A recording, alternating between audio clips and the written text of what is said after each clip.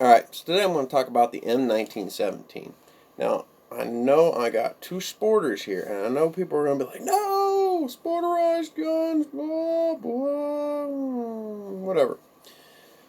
There's two categories that I find when it comes to these type of firearms. One is ones that have been bubblized, where they just, chop stuff off and drop it into a stock and, call it a day.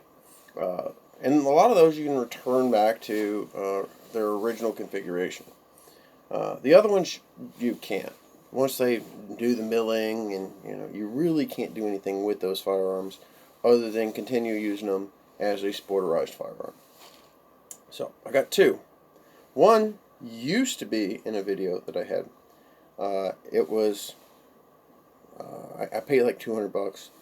Got a 30-06, and it worked really good for what it was. But I wanted something a little bit better than just a 06. So the other one is a new acquiring firearm. I got it in the Oklahoma gun show. I went down there with Reloading Rod. If you haven't seen his channel, you got to go check that out.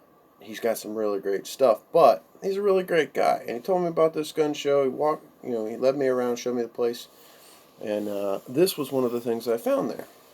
So this is the M1917.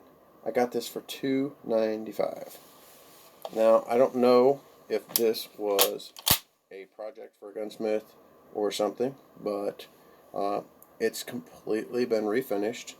It's got a brand new barrel on it. I mean, this thing literally is a tack driver. Very nice to shoot.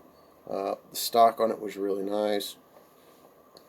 Honestly, I can't really find any markings because it's all kind of been scrubbed up there for the receiver. So I don't know if it's an A-Stone, I don't know if it's a Remington or Winchester, but it's just a really, really great firearm.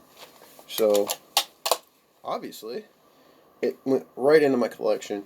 I load 125 grain Sierras over 51 grains of 4064, and you can literally just slam the 300-yard plate and hold a group, like that at 300 yards. I mean, this thing is a no-brainer. It's a great firearm, great for if you want to go out and deer hunt. It's just a really great gun for its price. It's a really, really strong action. I know a lot of people kind of shy away from them 1917. They don't really know it, as well as like the 03 Springfields. But I'd take a 1917 over an 03 any day. So that one stayed in its original 30-06. This one, on the other hand, this one is the one that I used to have in one of my other videos. This buddy of mine's dad built for me, and I'm telling you, he is a genius. I handed him a barrel blank that was like that big, and he trued up the face and redid the bolt, and he made this entire barrel. He cut the thing to cut the threads on this, and then when it come time to ream it out, he basically designed a cartridge specifically for this gun. He calls it a 280-06.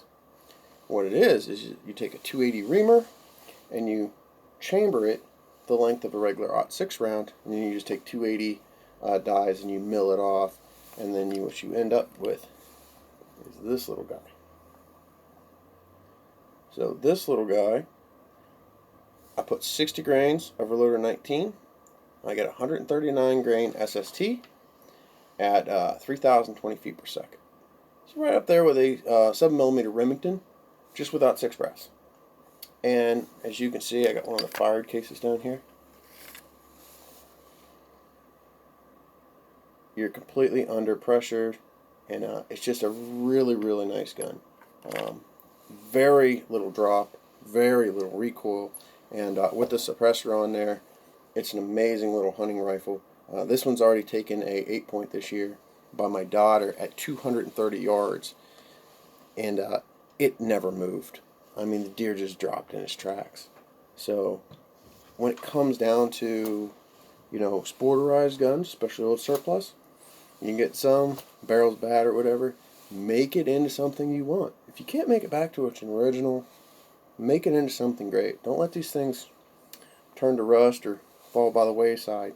That action's 103 years old. Shot a deer about 2 weeks ago. Stupid accurate, very light recoil, and really, really flat. I think it's what I got it zeroed right now. It's a 4-inch drop at 300 yards. That's crazy, but it's a great gun. And really, it's not really so much my work as the gunsmith that made it. But you want to talk about having an awesome gun? If you find one of these sporterized guns and you don't like the way it is, take the time and effort to make it into something great. Not all sporters are bad. I have 2 examples of beautiful guns, and they shoot great. So, especially in the 1917 actions, I like them just as much as I like my 98s. I mean, I like Mausers, but these things, love that action.